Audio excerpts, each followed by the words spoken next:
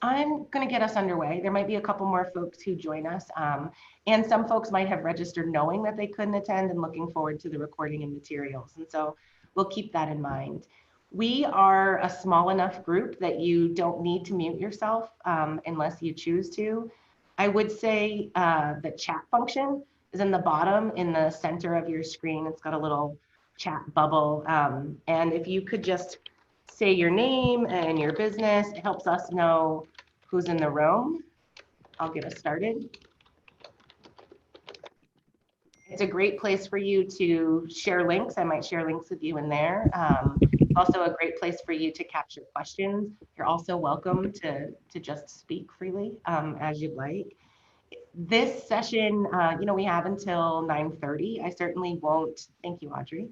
I certainly won't keep us longer unless it feels like there's more to say. But I wanted to take some time, I think, to share with you what is known, to tell you kind of what the discussion behind the scenes is, which is not official information. I want to be really clear about that.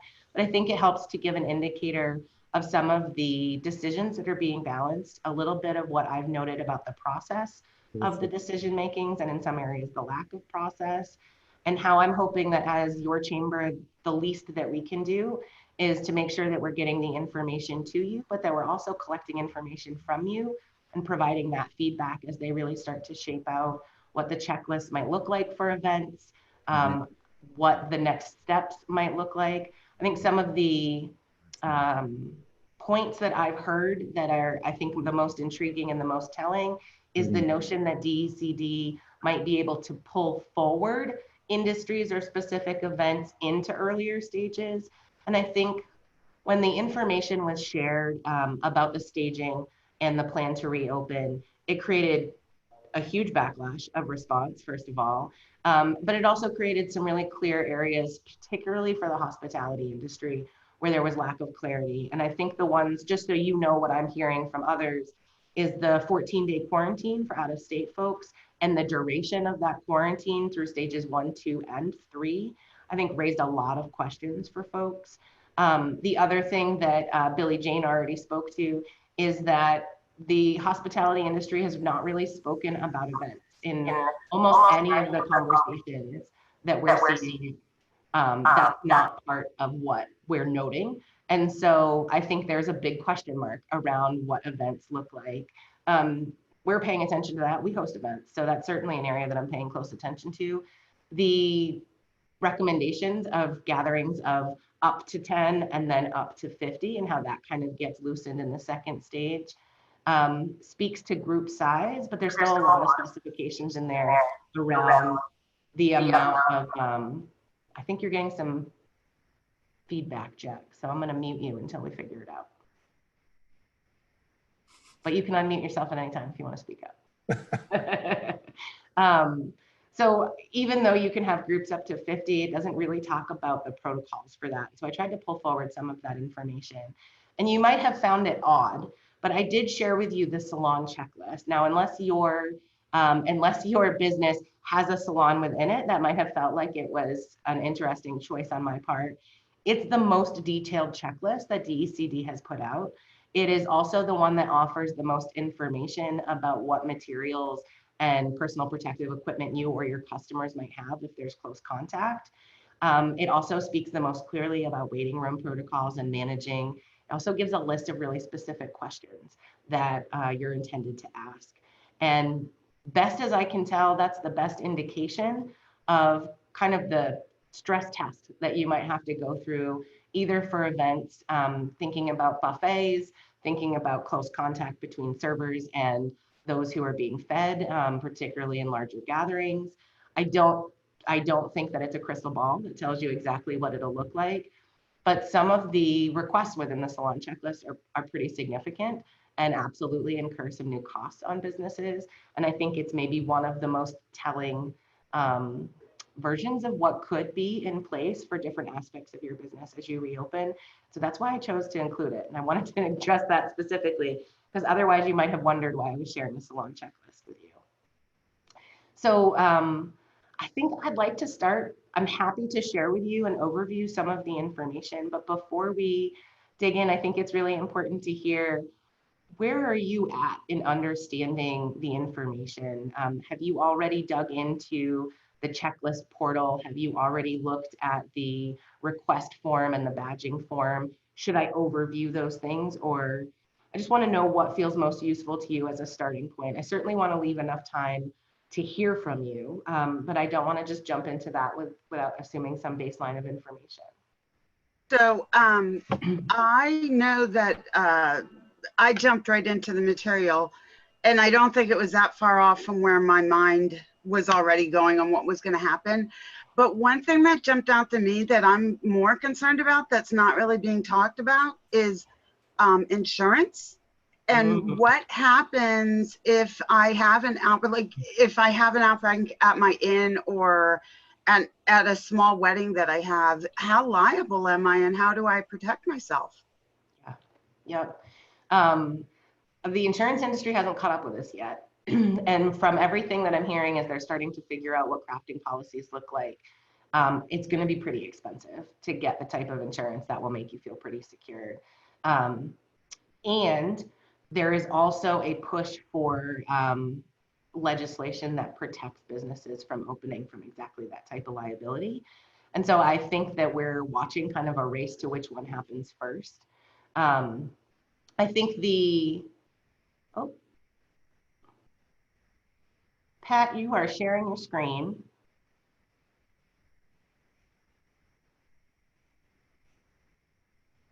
So I'm just gonna bring us to this one. And then you don't have to worry about it. All right. There. There we go. We'll just reset that. So the insurance question is a big question. We're looking at insurance for events. We're looking at insurance both to protect us if an event has to get canceled in terms of a change. So I think all of you are probably paying attention to this, but just to share some of our starting assumptions that we're making, which some folks have a really hard time hearing these. Some folks are scared by these. Some folks think these are maybe too lax, but we're acknowledging a 12 to 24 month change in our operations, particularly for events. We're recognizing that we might not get to over 50 through 2021 for events, which is a pretty significant blow to us as a chamber and to many of our members who are looking at that size cap as a real limiter in terms of the type of business you can do and the way you might find economies of scale in your business model. Likewise, we're looking at the cost of masks and factoring that into our events, which brings me full circle, Billie Jean. I think one of the questions for insurance that we ask is if we have an event and face coverings are mandatory, which I suspect they will be for quite some time, are we liable if we provide masks and they don't work? Are we liable for providing paper masks? And if we provide cloth masks because paper masks are unattainable, does that increase our liability? So I think those are questions that we're asking. We haven't been able to find any good information from insurance providers locally yet. The liability question, particularly through the lens of workers' comp and employer liability, is probably the area that's getting pushed the fastest as businesses and larger industries try to reopen. And so it's something I'm paying attention to. I can ask that question. I hosted one of these seminars yesterday, and that same question came up specifically around their type of business, which was massage therapy, and what their liability is if there's a positive case from one of their clientele. So I'll add that to my list, which I am keeping the list, and I'm happy to add that to it. No big answers though, sorry. Others? Are you guys operating on the assumption of changed operations for 12 to 18 months or longer? Is that earth-shattering news? No, okay, great. I think 6 weeks ago, folks weren't ready to hear that, right? And so it's interesting how our baseline is getting there. I know for me, the first impact I felt while, before it really hit the rest of society that, you know, this was major, the first impact I felt was when Bates closed and I saw my safe business of the inn just get destroyed. And at that time, I said to myself, if they don't get the students back on campus in the spring, this is going to be a real challenge for everybody. And right now, nobody knows if students are going to be back on campus in the spring. So yeah, I'm prepared to ride this out for the long haul by getting another job. Yeah. Yeah. No, I think that's right. Has there been any discussion with other chambers and coalitions to, I guess, open a dialogue with the administration to say, you know, where's the flexibility with this gathering of 50? And, you know, Yeah. it seems I like would say, a lot of discussion, but I'm wondering if there's any organized response. yeah, so this is part of it. You are part of it. There's a survey going around that was in the bottom of the email that I sent you, that is also going out to all of the chambers, that is bringing that information back to DECD. And we are on a couple of calls each week where there's a dialogue. I think what's frustrating, and Dina, I see you and I'll let you speak to you in a second. The dialogue that we're having is an acknowledgement that us and our members and industry and business leaders would like to participate in shaping the lists. I think specifically in talking about the restriction, I think the size of the event in 50 is less of a priority, or people are less frustrated about that than they are the 14-day quarantine, which is probably the front runner in where they want to be having a dialogue. Not that we have to pick one or the other, but I would just say the pressure behind that is, I think, really significant. And I think wrapped up in that is weddings that'll bring more than 50 people, because it's like all together, right? The more than 50 people largely are coming from some portion out of state. I think what I would note that feels a little bit frustrating is we are not clear on the process that was used to create the first set of checklists, which industry leaders, who was engaged. I think there's a big frustration around the lack of clarity of that process, the lack of engagement from business leaders, and the state chamber, along with all of the chambers that are a part of the state chamber, all of the chambers across the state, are actively trying to figure out how to be more proactive and engaged in the next piece. And one of the things that we're hearing, and I think this is one of the most telling pieces of information that has really shaped the lens that I'm looking at this through, is that any conversations through DECD are then getting run through a separate panel of public health experts, and that is really shaping what the guidance coming out of DECD is. So even with those conversations where there is dialogue happening with DECD, public health is the first priority that the state is taking, and that has informed really what ends up coming out through the DECD. And that, so my answer to, yes, we are working on it. And right now it seems like even if we increase our dialogue with DECD, it will, unless the conversation is being had with the public health panel, it's gonna, I think, be limited in its impact. Which is not to say there is an impact, but that's my lens on what I'm hearing. Dina, I'd love to hear from you. Yesterday, I had an opportunity to speak with my peers, the 8 tourism regions, and on that call were the 2 heads of the Convention and Visitors Bureau in the state of Maine. So that's Visit Portland and Bangor. And what I'm going to share is not to be political in any way. It's just the facts that I learned, because I know DECD's worked very hard to gather information, and I learned yesterday that Visit Portland, Visit Bangor, Hospitality Maine, and a few other key industry stakeholders meet regularly with DECD to help shape and inform DECD to then run it up the flagpole to the governor's office. Lots and lots of input was provided in terms of suggestions on how to open, et cetera. And what I learned, yes, and I knew that was happening, and I was always kind of frustrated with the end result, as we all are. Well, what I learned yesterday, again, try not to be political, that I was frustrated to hear, and Shanna, you touched on it, is DCD's worked tirelessly to gather all this data, and they send it up to the governor, but the lens through which they're looking through is health, health, and health.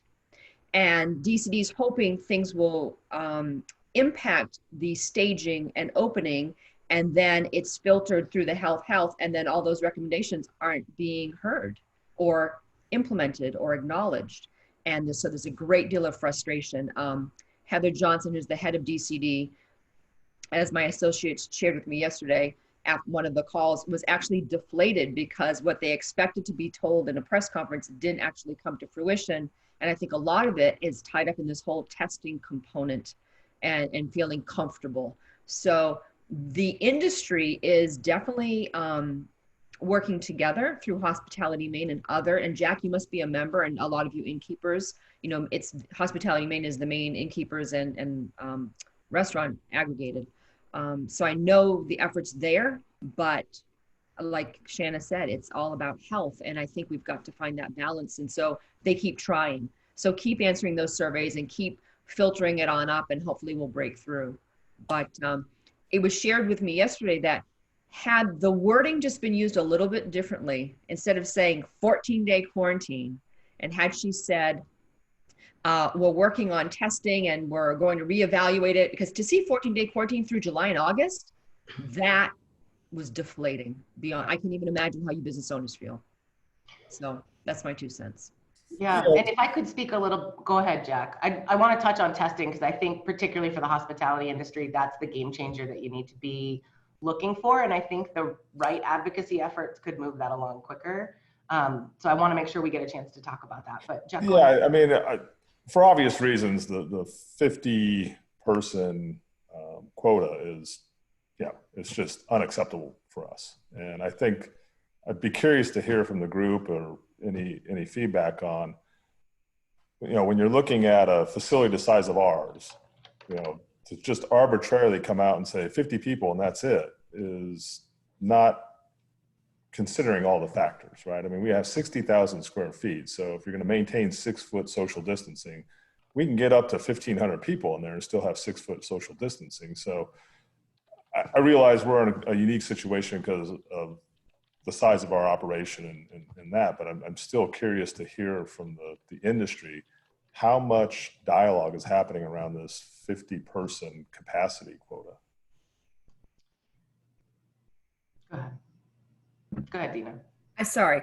I just heard, so you're 60,000 square feet, right? Is that what you said, Jack? So I'm trying to remember, like the Lowe's and the Home Depots, what's their square footage? I just took notes on that. So my understanding of that, and correct me if I'm wrong, is Home Depot, Lowe's, Hannaford are all operating under essential businesses, yeah, which can go up to 100. But non-essential businesses are confined by this 50-person gathering. That's my understanding of the current order. But I guess my point is, if I'm not mistaken, when you go to the grocery store, it says 75 people in that entire grocery store is what they're allowed. Yeah, and there's actually a document out on the web where the administration spelled out square footage equals this many people for essential businesses. But then her latest order says, okay, for non-essential businesses, it's 50. Right. So I guess my point, Jack, is you might go from 50 to 75 if you're going to match the essential. And I think, and not speaking for the administration, but the type of business you have is very social. And so I have a feeling that they're just looking at the parameters that were set for the essential businesses and kind of doing the whole square footage thing is my take. I'm not saying it's right. I'm saying that's, I think, the rationale. Yeah, I mean, I think, I don't think Jack, there's rationale, honestly. I think. Well, if there's a take home from what Jack's saying, if you've done the math, and I'm not going to do the math quickly, and I'm going to assume your math is right, but if you've done the math and that's how many folks you can get into your 60,000 square foot property with social distancing, then I think the quick version of that is not the math, right? Like that type of social distancing math is not the math that was used even to create the square foot essential guidelines for grocery stores. It feels very arbitrary. I mean, if you look at what's been put out so far, it feels very arbitrary and lacking any real science. Well, you can do the math in terms of the literal math about square footage and all that, but then what you have to take into account is movement.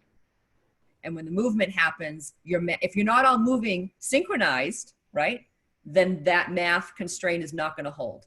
So they need to. I mean, we would not go up to the absolute break point. I mean, but. Oh, no, I get it. To cap us at 50 is ridiculous, okay? Jack, Hospitality Maine might have some insights. Hospitality Maine might have some insights in terms of how that came about, if that would help you. So one of my questions related to the 50 people is we do outdoor concerts on an 8-acre piece of land around our gazebo. And we typically have 200 people come to our outdoor concerts, which provide funding for the Main State Building. That's for charity. You know, I'm going to write the state. I'm going to ask. I figure what can happen besides them saying no. But I mean, there's plenty of room on a 6-acre piece of land for people to social distance and still contribute to the building. All they can do is say it's no. Yeah, that's right. I do think, to Jack's point, please feel free to write a letter. All of you, please feel free to write letters. And I think there is power in being organized and making sure our voices speak louder and are amplified together, which is part of what I'm hoping to collect from you all is some of this information that allows us to really speak on behalf of our members and increase, I think, the power of what each of your voices are saying individually. Jack, the events of 50 or more is something I'm paying attention to. I will ask that question and I will follow up and clarify. I think to both of your points, I think the question becomes, how does the guidance that we're required to follow reflect social distancing and density and not hard and fast numbers that aren't reflective of changing context, right? Which is, I think, what you're getting at. And Billie Jane, knowing the amount of space you have and the way that you're thinking about, you know, the way that you can have smaller events in your larger space and still maintain social distancing, I think that's an important one. I just want to say, I think the reason that the 50 or more isn't being expressly addressed is because it is so intimately entwined. And I think I would guess that this is true for you, Jack, though not hard and fast and alone the truth, but because most events in Maine that are going to get to 50 or more are going to be because there is out of state folks wrapped up in it. And so I think for a lot of businesses, getting past that 14-day quarantine is the way that they could even get to the 50 or plus guests and then answer that question. I don't know that we should answer questions one at a time in sequence. Maybe we should try to answer them holistically all at once. So I think that's a piece that I'd pay attention to. I'd like to go back to touching on testing for a second, because I think just to echo what Dina said, you know, Commissioner Johnson was a bit deflated after the initial press conference, and there was some pieces that they had hoped to be included in that press conference the day of that weren't, and that she wasn't aware weren't going to be included until the last minute. And some of the ways they could have mitigated the rest of the press conference and what did remain in the talking points, that step got skipped. And so it's kind of like they spoke assuming this other piece was going to be presented, and when it wasn't, the remaining pieces didn't get adjusted and were really harsh and scary, I think. There is a need, I think, and it's an unfortunate truth looking at public health, but the majority of the tourism that Mainers get would be coming from these big hotspots in the Northeast, right? Connecticut, Boston is having its surge right now and are expected to have higher cases, even DC, Jersey, and New York. And so if folks are coming from those hotspots and are bringing the illness with them and leaving it behind, we would really, particularly because we have the oldest age of any state in the nation, we're really susceptible to that. Our economy is the #1 most susceptible economy to this because of our demographics and because of our job base being based on tourism largely. And so those two are a pretty big nightmare for us. If there was testing available, then people could test out of the quarantine. And that would be a game changer. That would be a game changer for you being able to do rapid testing outside of the casino and then not having a limit at all to the number of people that you could have inside. And that's the piece that if our supply chains could get caught up, and if we could see that in Maine the way they're seeing it in other states, could really be a game changer for each of you on this call.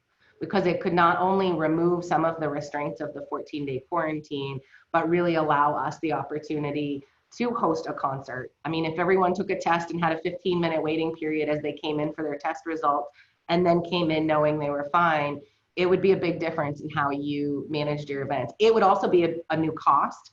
It would be a new process that would have to be staffed. Like, there's absolutely implications for that. And there is the reality that somebody who refused to take the test would have to be turned away, and that's going to put business owners in a really hard position. And we're seeing the results of even just asking people to wear masks, what that looks like and how uncomfortable that is, and how that's actually created some very harmful situations for employers and their employees. And so those are the unfortunate truths of the situation that we're in. And I think that's, if we could get testing, it could change a lot of things. And I think part of what feels a little bit frustrating is we have both the premier test maker and some of the premier swab makers, which are two of the key parts of successful testing, are being manufactured in Maine and are being scooped up by our federal government and redeployed to hotspots, and we're not able to use them in Maine. And I do not know, that was part of what maybe fell apart at the last minute because we do have supply lines in Maine that could have made this a very easy thing for us. And I think being able to maintain that with confidence right now is really challenging. And it's the difference for us in being able to open up our state or not. Hey, Shannon, I've heard a lot about the testing, and I heard about this from Steve Hawkins. I've had a number of email exchanges with him about this. What is this testing going to look like, and who is going to be authorized to administer it? Yeah, that's a really great question. So we don't know it because we're not traveling, and most of us have been stuck in Maine for 6 weeks. There's tests that are rapid tests that you can go get at CVS or Walgreens in some of these hotspots. You can walk into a CVS with no appointment, request the test. They do a quick oral swab. They're not even like scraping your brain like a lot of the tests out there. And then you come back in and get your results, or get your results texted to you in 15 minutes. And that's happening widespread. And those are our swabs and our tests. That's Abbott testing that's happening in those places. And so the technology is there. The ability to do that is there, and it's being deployed widely. So for you could ask for those test results from Walgreens for somebody who just showed up and is trying to check in. And as you go through those questions that you're supposed to be asking, where are you from? Have you been exposed? You could actually just say, do you have a test result? And they could say, yes, this was taken, 6 hours ago as I left Massachusetts, and here are my negative test results. And you could go, great, here's your room key, which is a really different situation than what we're facing, and is possible and is actively being used in other states.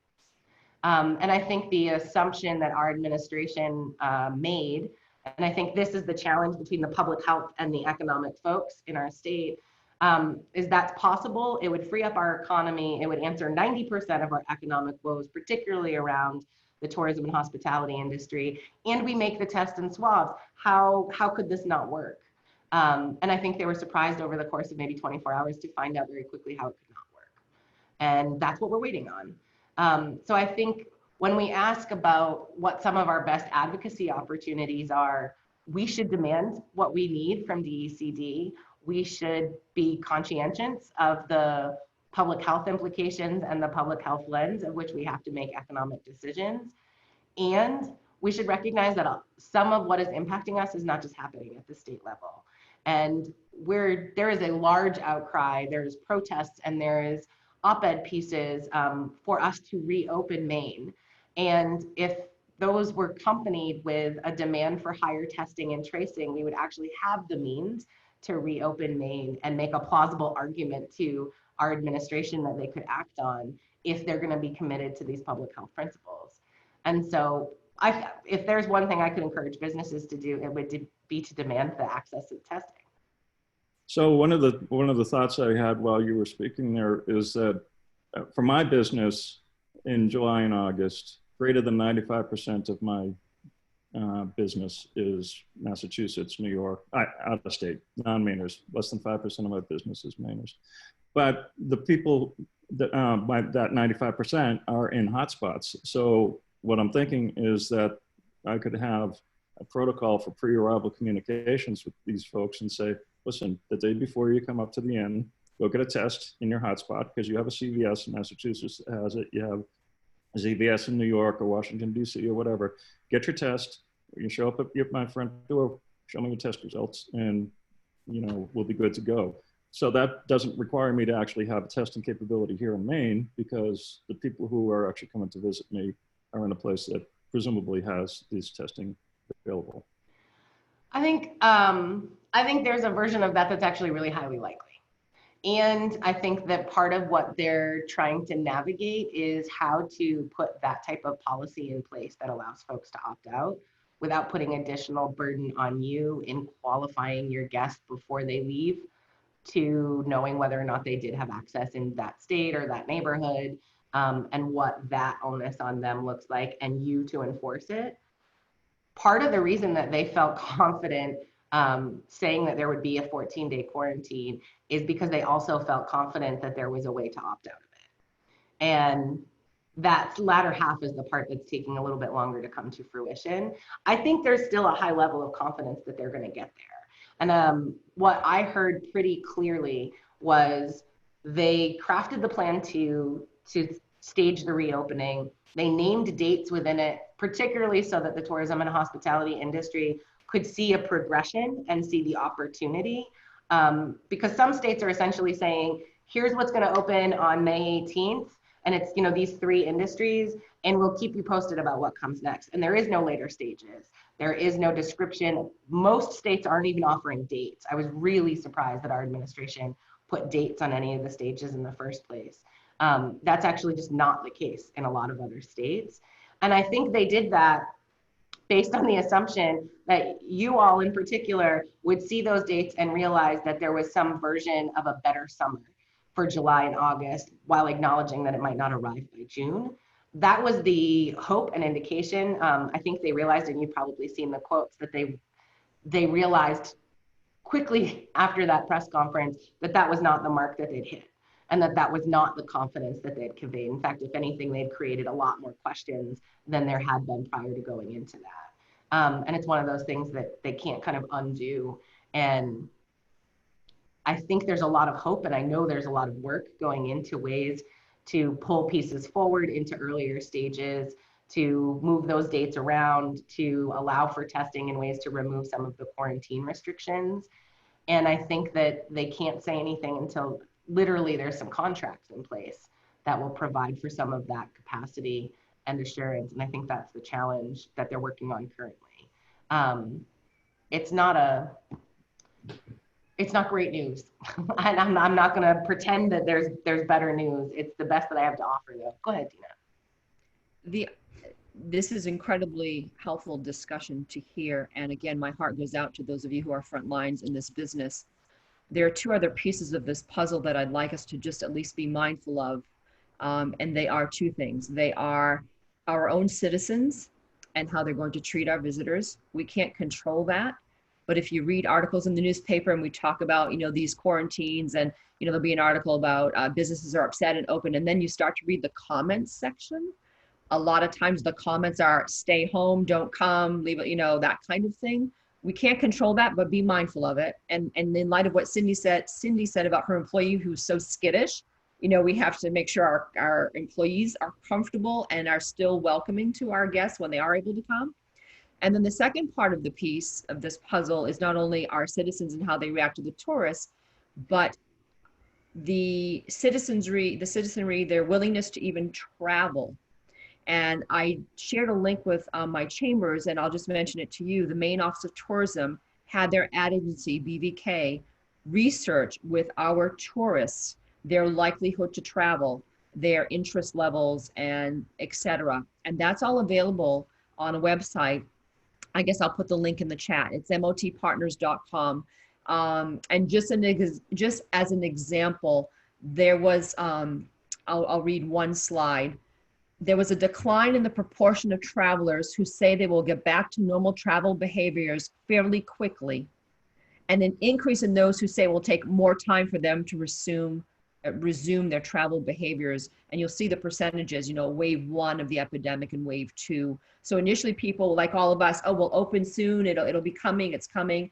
And then kind of wave 2 happens and we're watching this. And so even though the doors will be open at some point, the likeliness to travel and willingness to go far is not going to be there like it was before. So yeah, I think this is going to be I think this is going to be self-regulating in a way for a while, based on consumer behavior. Absolutely. The other thing I've been thinking about with respect to opening up lodging is that lodging is intimately tied to the restaurant business.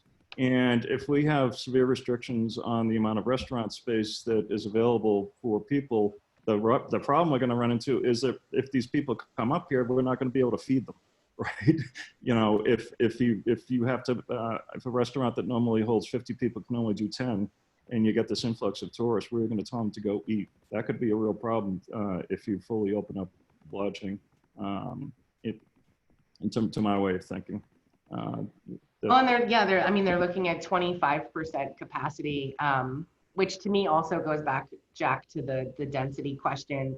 I think one of the things that I saw that was really interesting is New Hampshire, and there was a part of a couple of professional Facebook groups, and when New Hampshire came out with their information, I think it was Saturday morning or late Friday night, about their protocols and their opening schedule.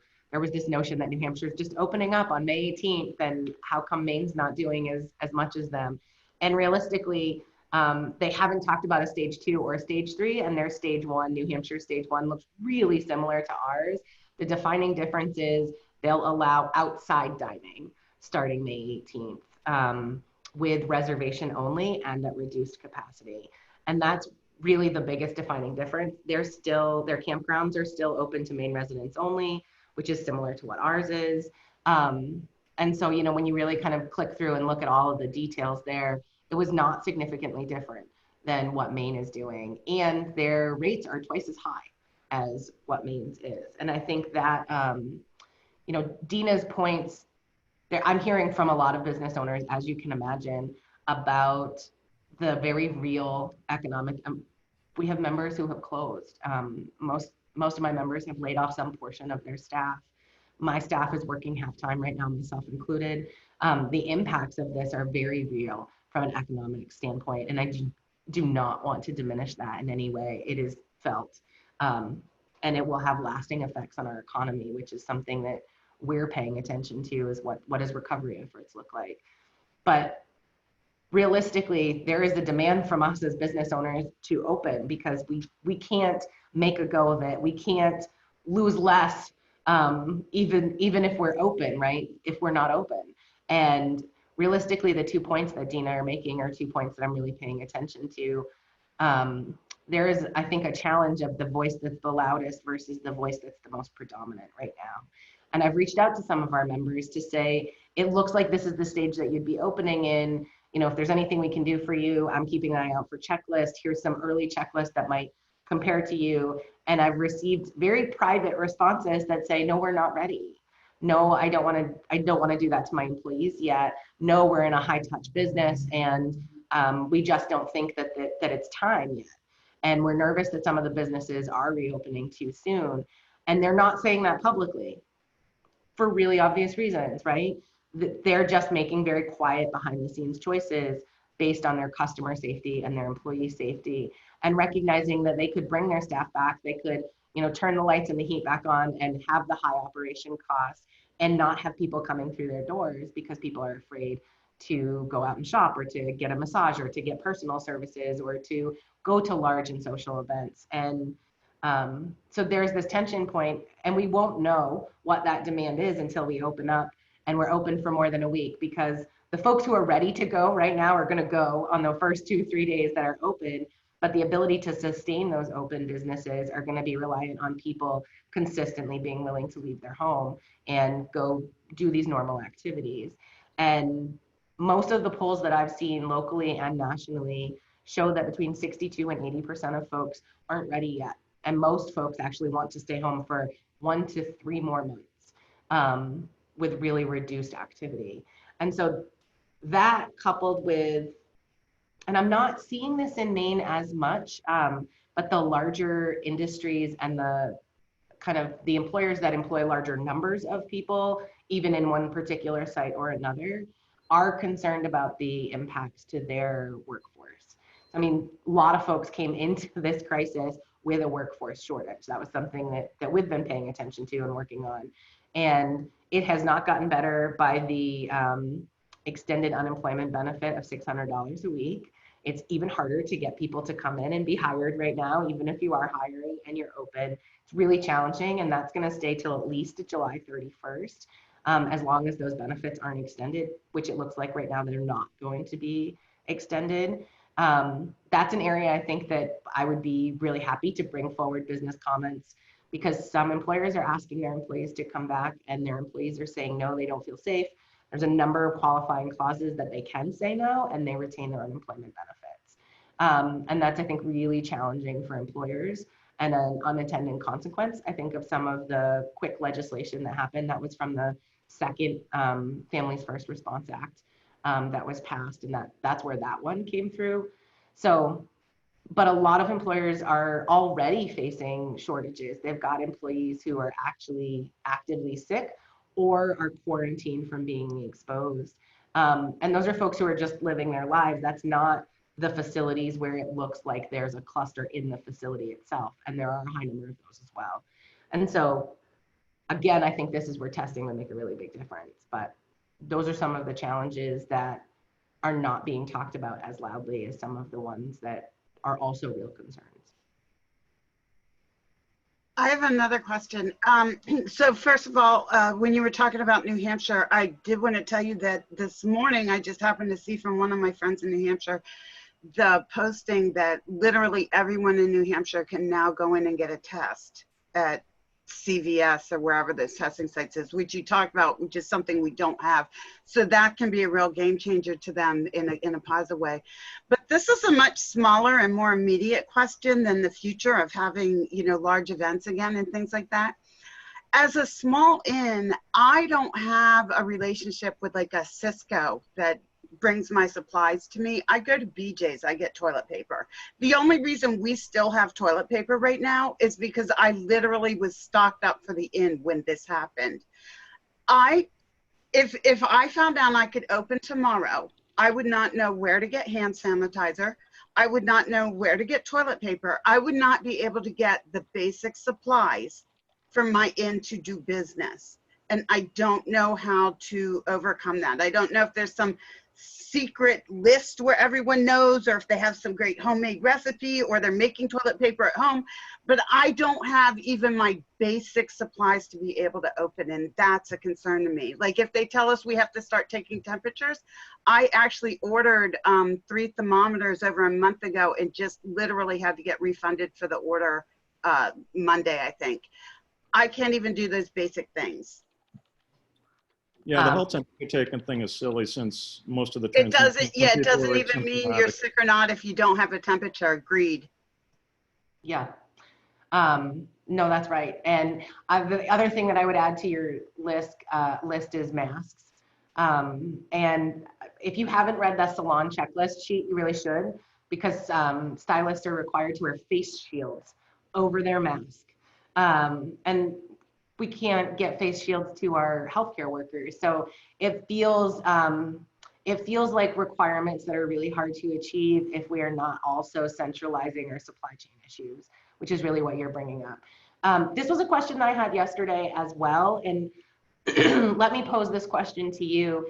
If the chamber could support bulk buying of some of these key pieces, would that be something our members would be interested in? Some of you who don't have that buying power on your own. Yes, I got 2 hands up. I'm voting twice. Yeah. Yeah, I was going to suggest, you know, some of our smaller properties we could probably band together with respect to orders. Yes. As far as Cisco is concerned, we placed an order for hand sanitizer and face masks, and they're out of stock. You can't get them from Cisco even. So.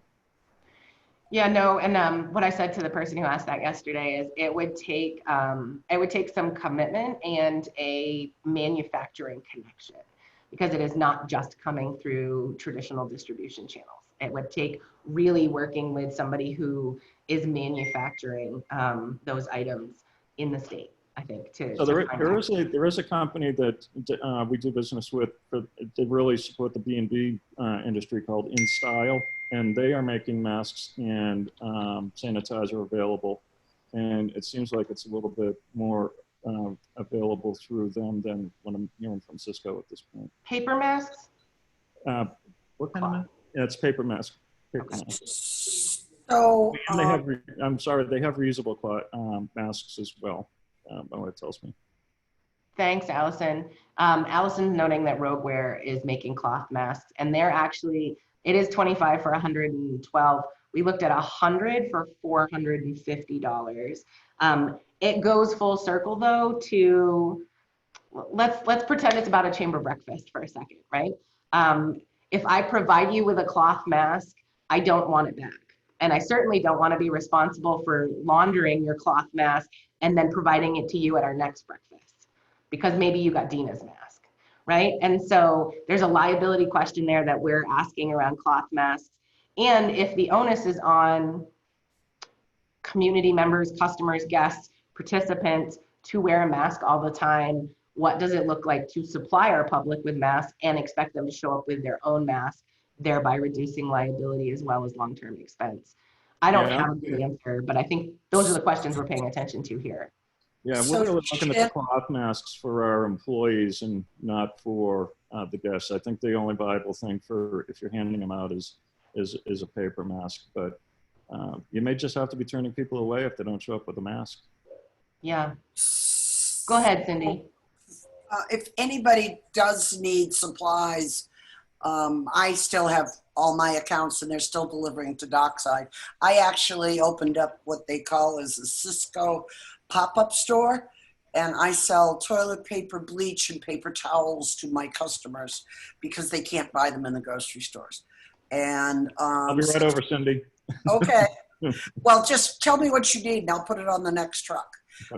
So if anybody needs something like that, just reach out to me. I've been doing it for the we have a lot of small farms in our area, and 2 of them have been using me to buy their blueberries and their pumpkin or whatever else they need, because they don't buy it enough quantity to meet the minimums on the trucks.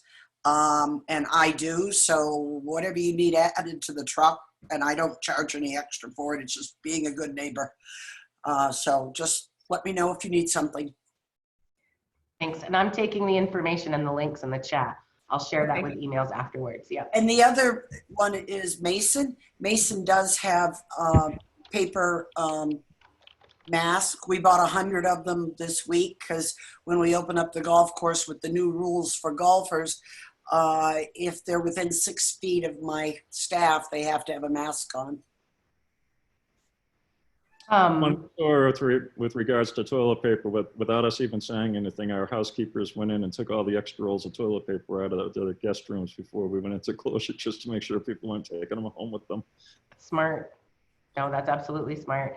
I'm sensitive to time, so we've got about 5 minutes left. If there are specific questions that you would like me to get answers to, type them into the chat box at whatever pace works for you, and I'll make sure that I'm addressing each of those. I'm hoping to follow up with some answers to questions, hopefully by late tomorrow, if not Thursday. I've got 2 more sessions today and 2 sessions tomorrow, and I'm trying to compile those. I do have a contact inside the small business department of DECD who's been very responsive, sometimes within hours. So I'm hoping that I can get you some of your questions answered.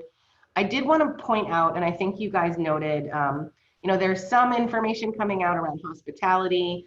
I think the fact that to some extent hospitality has been allowed to be open, but under these very narrow set of circumstances of whom you're allowed to serve, how you're allowed to serve them in terms of lodging.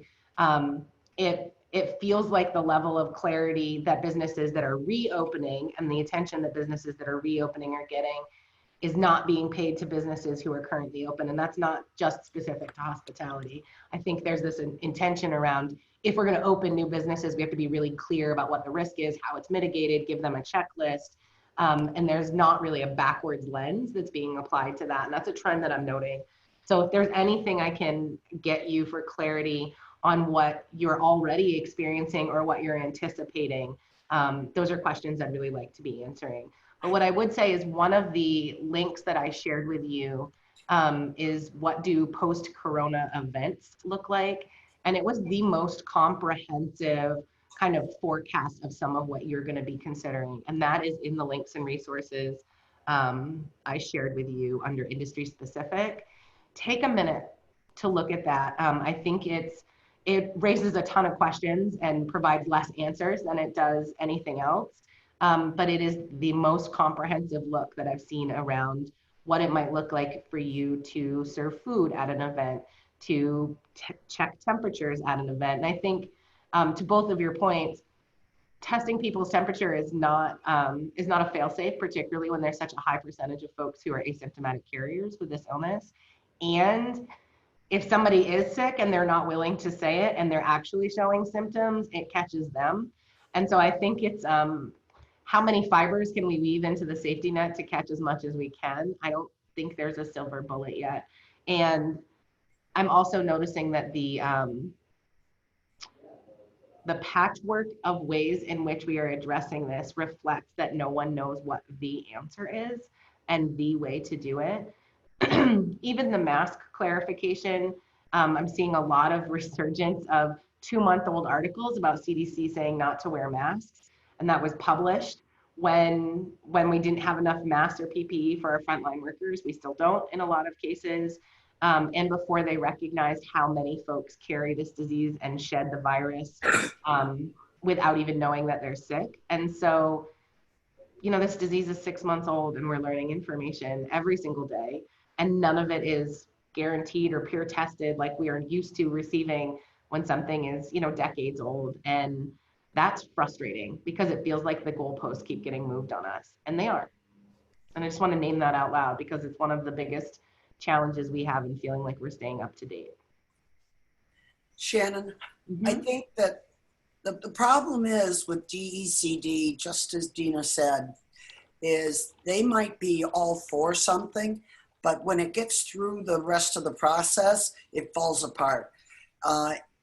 What happened with the golf course industry in the last 10 days has just been a ping pong.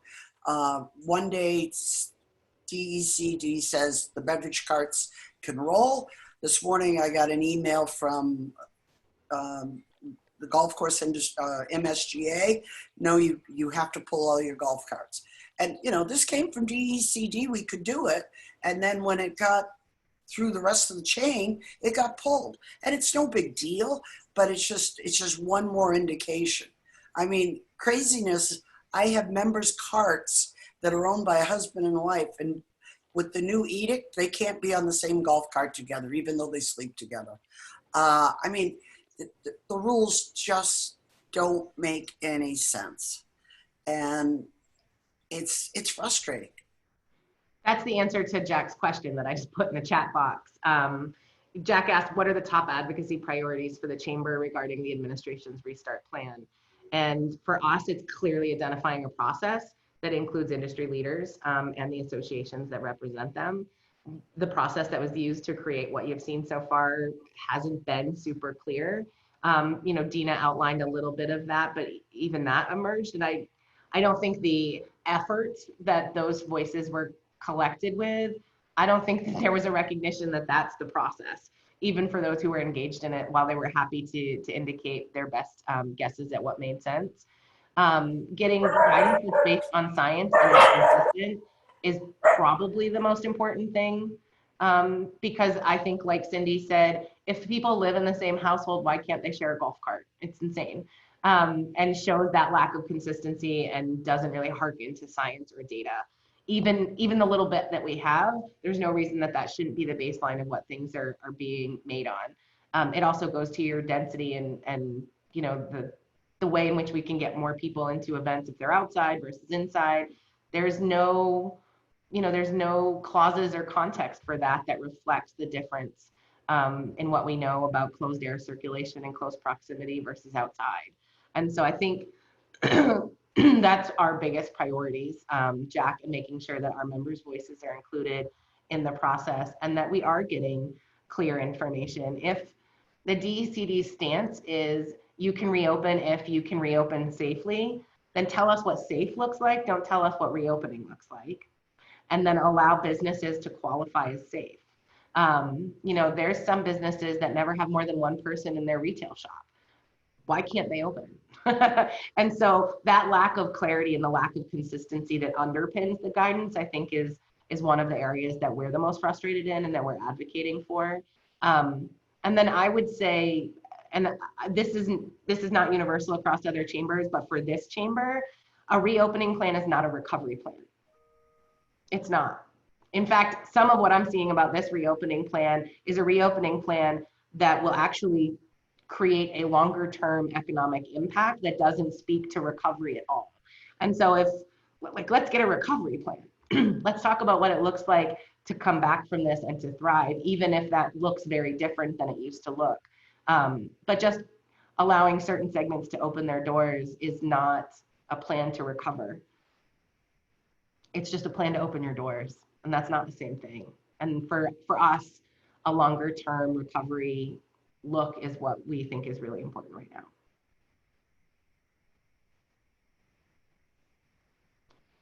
Super grateful for your time.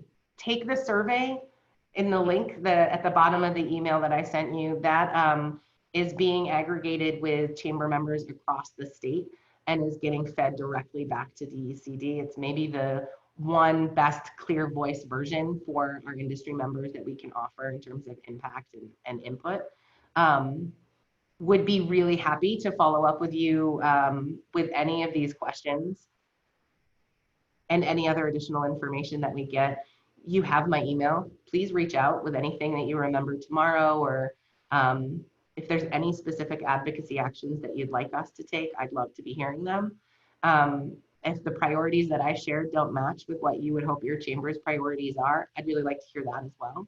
And call or email me, because we're here for you, and we're spending a lot of time in conversations with you and in conversations with our peers and with the administration, trying to address some of this and trying to get some clarity on what it looks like for our own sake, for your sake, and for our local economy's sake. And so we're in this with you, and it's unfortunate. And we are stronger together. So if we can raise our voices together, I think we can do more. And that's what advocacy is at the heart. Thank you, Shanna. Yeah. Yeah, thank you. Appreciate the effort. Yeah, it's my pleasure. Anna. I think some of you I'm going to see on the outdoor rec call, and we do have a retail call coming up as well, which I think is one of the areas that's also feeling a lot of injury and lack of clarity. But I'm thinking of each of you. I hope you're each doing well. I will follow up and send something out about our ability to do some bulk buying in some of these pieces that are the most challenging to acquire. We're trying to figure that out. Yeah, and Cindy, as Cindy says, stay safe, everybody. Wash your hands. Have a great day, guys. Thank you. Goodbye. Bye. Thank you. You're welcome.